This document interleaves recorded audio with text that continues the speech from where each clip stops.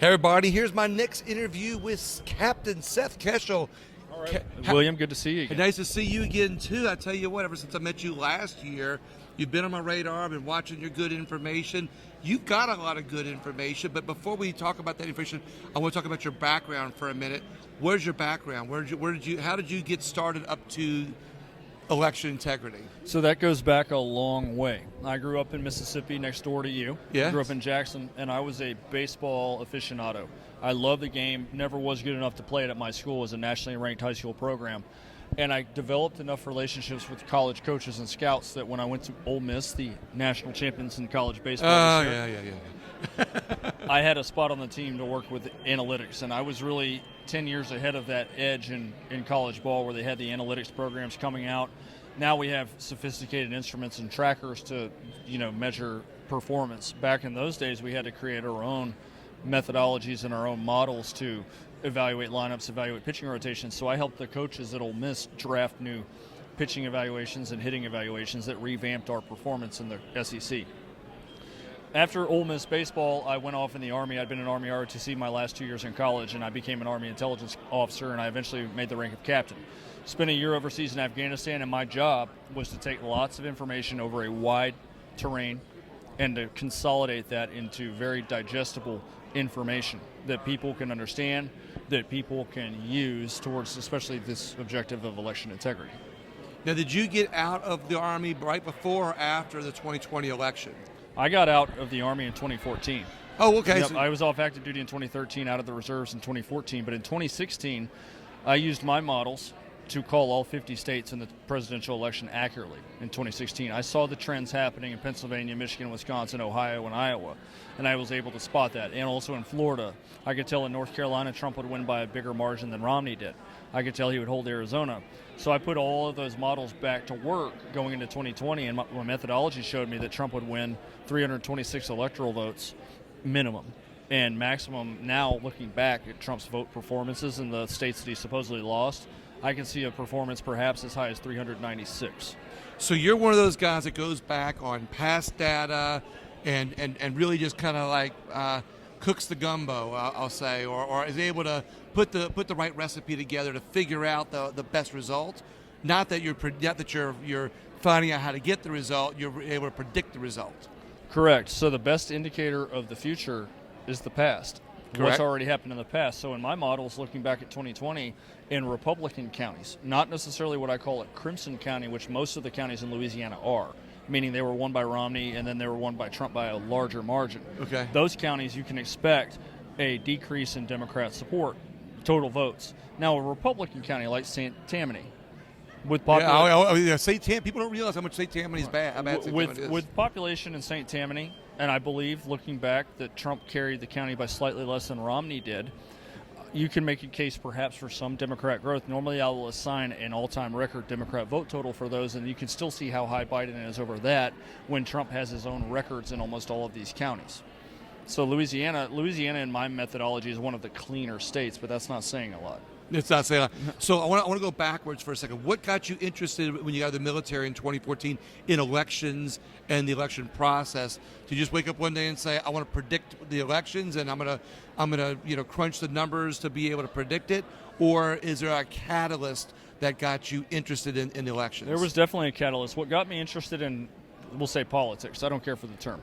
What got me interested in politics and government and being involved was my dad. My dad was somebody who was a big believer in individual liberty and freedom, and he, by default, supported Republicans in the early 2000s when I was starting to come of age to vote. When I was eligible to vote for the first time, and I just missed the midterms in 2002. So 2004 was my first federal election, and I took a liking to keeping up with politics. And now, of course, my understanding as a 20-year-old was Republican good, Democrat bad. Right.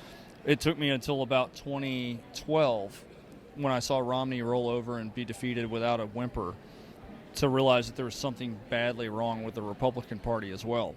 And in the 2014 midterms, the Republicans took over the Senate, had both chambers, and President Obama just turned into a dictator his last 2 years, even more so than he was the first 6. And when Donald Trump came on the scenes, there was nothing but wreckage for whatever Republican presidential candidate should he be elected to clean up.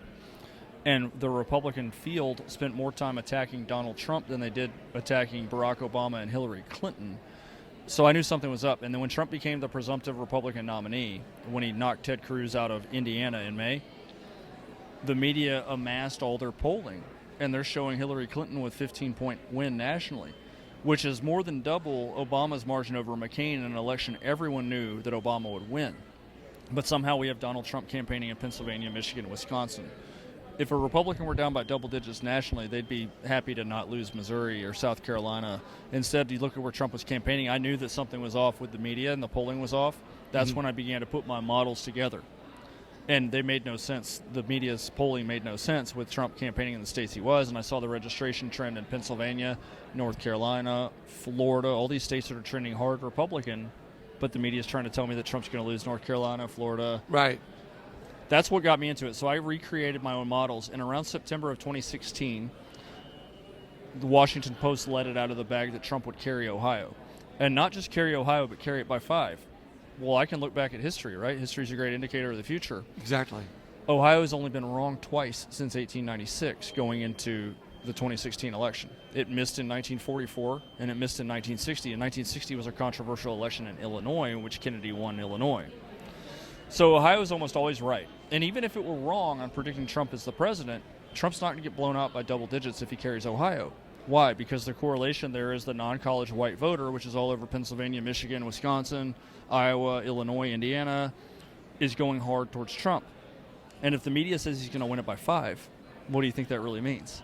8 plus? Yeah, exactly. No, I started re-piecing this map together with Ohio at Trump plus 8, and the last time I found Ohio at 8 for Republicans is Ronald Reagan, who wins Pennsylvania, Michigan, Wisconsin. So we got a couple minutes left. I want to jump to the 2020 election, and then I want to find out what you think are what's the biggest problem with our election system or election integrity is in America. So why did you jump to 2020? The biggest problem you have, and it's the same thing is true in St. Tammany Parish.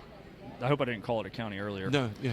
I was talking with some of the Louisiana election folks earlier, and they mentioned that they found a 30% rate of phantom registrations. So those phantom registrations, which are voters that are either not real or they're dead or they've moved away or they're multiple entries, those are the ones that are receiving mail-in ballots. And if we have corruption in the machines, which we certainly do, some of the capabilities of the machines may include being able to field and turn out a ballot for a dormant entry based on connectivity or based on different software variations in systems. Somehow we have too many votes. Biden's vote gains in St. Tammany Parish are enormous, and they parallel Trump's own gains in St. Tammany Parish, which is a long-standing Republican stronghold, even when Louisiana had a Democrat tendency. Exactly, that's right. We used to have that. So I always tell people that when we have bad registrations, usually 30% in St. Tammany, but we have bad registrations. That's where the ballot harvesters are getting the registrations from to fill out their mail-in ballots and their absentee ballots. What do you think? Is there anything else that we haven't talked about? Is a problem with our election systems or our integrity? I have 10 points that I call them the 10 points to true election integrity. The first one is in the voter rolls, cleaning out voter rolls, making sure the roll is consisting of only eligible voters, living citizen 18 plus, okay, eligible to vote. That's what should be on the rolls. 9. And then getting away from machines, going back to hand counted paper ballots, and then you go into voter ID, making sure that everyone is enforcing voter that 8? ID. Well, it's 3 going up. Okay. Right. So you have. Number 3 is the voter ID. And we have a number of conservative states that have voter ID laws, but they're selectively enforced. Okay. My 85% Republican county in Texas, they'll scrutinize that ID 6 ways from Sunday. Run down to Dallas, Houston, Austin. Right. Anything goes. Then we have number 4 is to ban mail-in voting. And the only exceptions for that would be overseas military or the legitimately disabled. And that's not a draconian measure. That used to be how it was. It's Massachusetts has it in their constitution. Oregon started this nonsense. Okay. In 2000, first presidential election run on all by mail. All right. And every state that's gone to it eventually turns blue. The only one that's held on is Utah, and they're pretty much blue based on the type of Republican they put out. Right. Number 5, banning early voting. With Okay. some exceptions, people that can't turn up on Election Day, which, by the way, is prescribed in the Constitution, Election Day. Right, exactly. Imagine that. Number 6, smaller precincts. We have to be able to have smaller precincts to justify getting rid of mail and early vote, because the argument now is you want to suppress the vote, particularly in the South. They make it a race issue. Correct. You want to get drastically smaller precincts so we can preside over one-day voting. Banning ballot harvesting is number 7. There's a lot of states here in this gray area that have no legislation about ballot harvesting, so it happens. And Ron DeSantis in Florida made that a felony by signing a bill. So that's an important thing. The ballot harvesting is the secret sauce for amping up mail ballot turnout for non-viable candidates. Exactly right. So if Landry ran for Senate in Louisiana in 2022, you'd have a much bigger problem on your hands. That's right. They would organize that machine down there in Orleans Parish and everywhere else to make sure that she got back in. We have number 8, which is a really radical position that most conservative textbook folks don't like. Exactly. Election day is a holiday. So imagine, I like that. Imagine that. So it's in the Constitution. We have election day. We have a holiday for everything else. Half the time you go to mail a box, the post office isn't open. Right. So we have holidays for everything, but not election day. So fine, we're going to get rid of your excuse that you can't show up on election day, which means you need early votes and you need mail votes. So we're going to turn out on election day. Those of you who can't vote on election day, well, you're going to find the very limited window to go vote in person early. We'll figure that out. Right. Veterans know there's a waiver for everything. Exactly. Right. And then number 9 is new requirements for transparency. I call those the Raffensperger rules, named after Brad Raffensperger from Georgia. Mail ballots are going to be counted first. They're all going to be in before election day. No more of this crap where you turn it in afterwards, 10 days late. Right, and we're going to have a count for ballots counted at each precinct, 1,200 or fewer registered voters in each precinct, and a deadline for reporting. And the last step is heavy prison sentences for those committing election fraud. I love this. Seth Keshel, one last question. How can people get a hold of you? How can people see more about you? I love it. I want to have you back on my show again, but how can people find out? We'll do your podcast. The best places to follow me are online at True Social, at Real S Keshel, Keshel, and the same handle at Telegram. I also have a Substack with a lot of detail, skeshel.substack.com. Love it. Seth Keshel, thank you so much. Thank you, William. Appreciate it. Everybody else, check into Seth Keshel and stay tuned because we're going to have some more election integrity interviews coming up.